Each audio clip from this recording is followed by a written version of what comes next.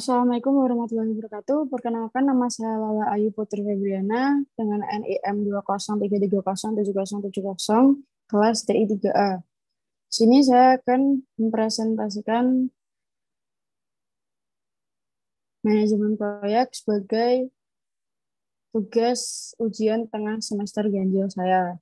Dan di sini saya memilih metode CAM atau Component Assembly Model dengan metode prototype.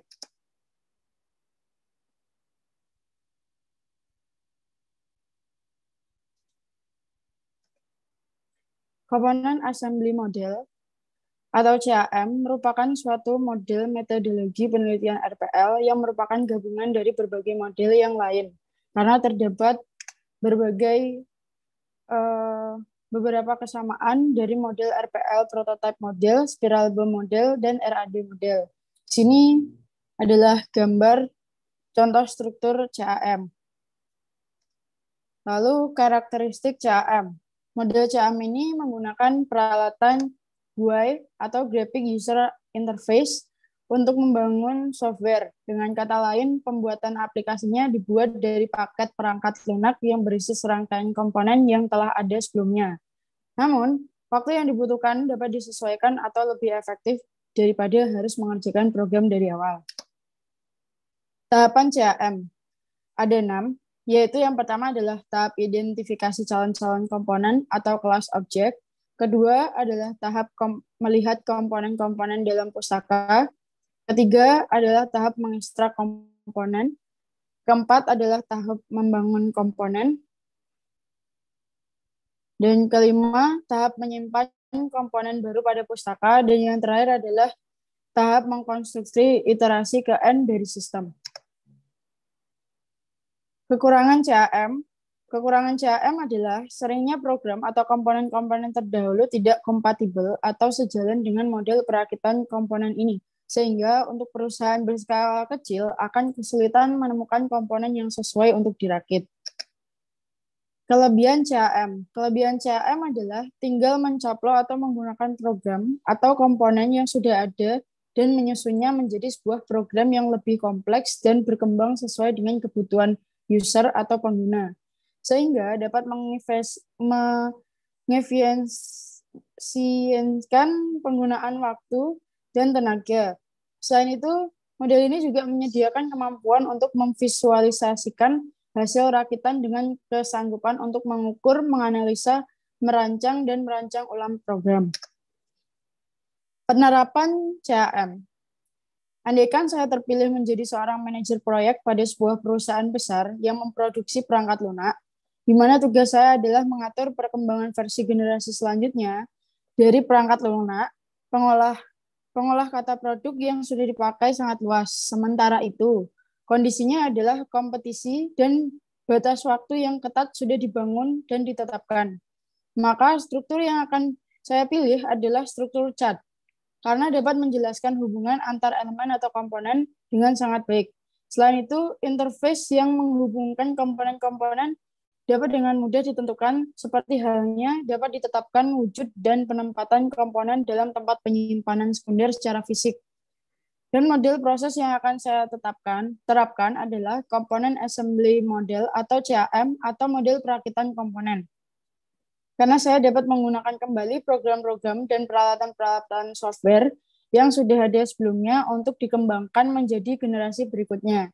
Oleh karena ini adalah perusahaan besar yang tentunya telah berpengalaman dengan software serupa, maka tools dan program yang akan digunakan untuk CAM sudah kompatibel sehingga dapat mempersingkat waktu. Selanjutnya adalah model prototype. Model prototype merupakan sebuah metode pengembangan dengan melakukan pengujian cara kerja atau aplikasi baru. Prototype merupakan gambaran awal suatu sistem dan bagaimana hasil akhir yang diharapkan dari sistem itu. Biasanya metode ini melalui proses interaksi terus-menerus hingga sistem bisa berfungsi dengan baik. Sini adalah contoh dari struktur metode prototype, yaitu listen to customer, build atau receive mockup, dan customer test drive mockup. Saya akan jelaskan dikit. Listening to customer Tahap ini adalah identifikasi keperluan user. Hal ini harus dilakukan agar developer mendapatkan informasi mengenai keinginan ataupun masalah yang dihadapi user. Informasi data yang didapatkan bisa menjadi acuan dalam mencari solusi serta pengembangan untuk tahap berikutnya.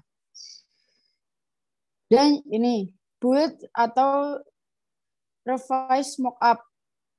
Saat kebutuhan untuk membuat sistem terkumpul, proses selanjutnya adalah membuat rancangan prototipe sesuai kebutuhan user dengan melalui tahapan sebagai berikut, yaitu ada perancangan untuk alur proses di dalam sistem, mulai dari input, output yang sudah diusulkan oleh klien. Yang kedua adalah perancangan Unified Modeling Language atau yang disingkat UML. Perancangan ini bertujuan mengidentifikasi sistem apa saja sih yang dibutuhkan serta bagaimana merealisasikan.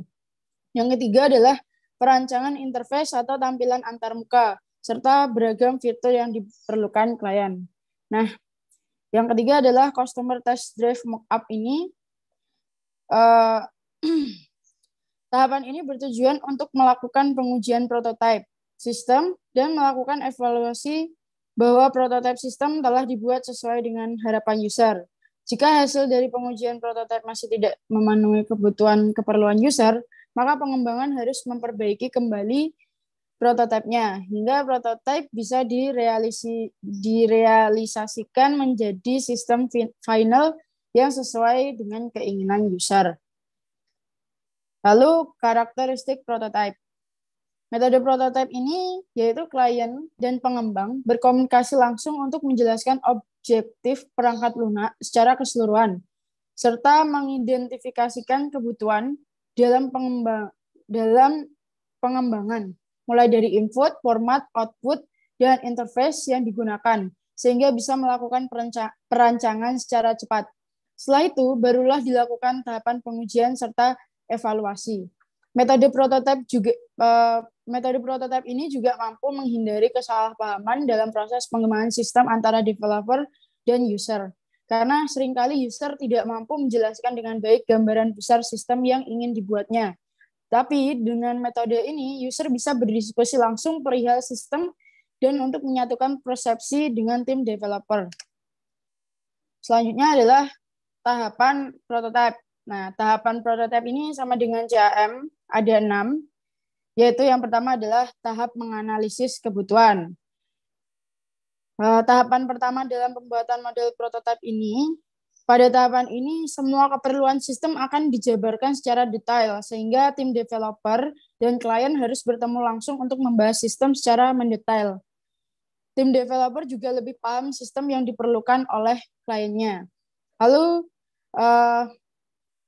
tahap kedua yaitu membuat desain sementara untuk memberikan gambaran singkat mengenai sistem yang akan dikembangkan. Desain ini dibuat sesuai dengan hasil diskusi pada tahap pertama tadi.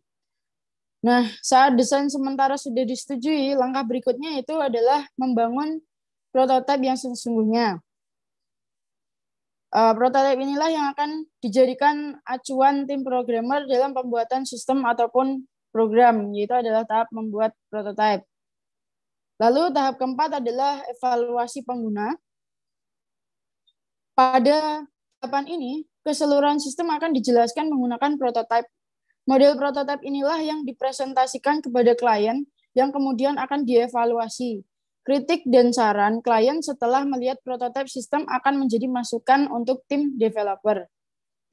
Nah, tahap kelima yaitu adalah tahap revisi prototipe. Pada tahapan ini, saat klien tidak merasa perlu adanya revisi prototipe saat presentasi, tim dapat melanjutkan tahapan ke-6.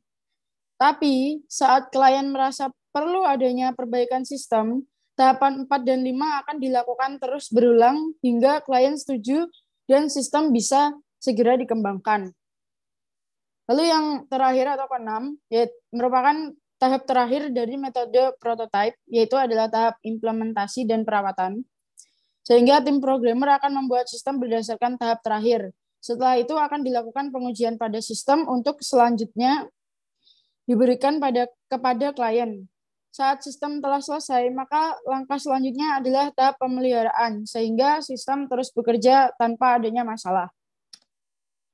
Berikutnya adalah kelebihan prototype. Prototype mempunyai beberapa kelebihan, yaitu menghemat waktu, biaya menjadi tidak terlalu mahal, dan pengembangan sistem jadi lebih efisien. Lalu, tim developer bisa memahami kebutuhan klien sehingga memudahkan pengembangan sistem. Dan klien merasa puas karena bisa mengetahui garis besar sistem yang akan dibuat. Lalu, memaparkan kebutuhannya sehingga pembuatan sistem jadi lebih mudah dan memudahkan klien menyiapkan perangkat lunak untuk sistem yang sedang dibuat. Lalu selanjutnya adalah kekurangan prototype. Metode prototype bisa membuang banyak waktu saat klien merasa tidak puas pada tahap pertama. Klien bisa menambah requirement pada sistem yang membuat kompleksitas pengembangan sistem bertambah. Pengerjaan sistem dapat terlambat kalau komunikasi antara tim developer dan klien tidak baik.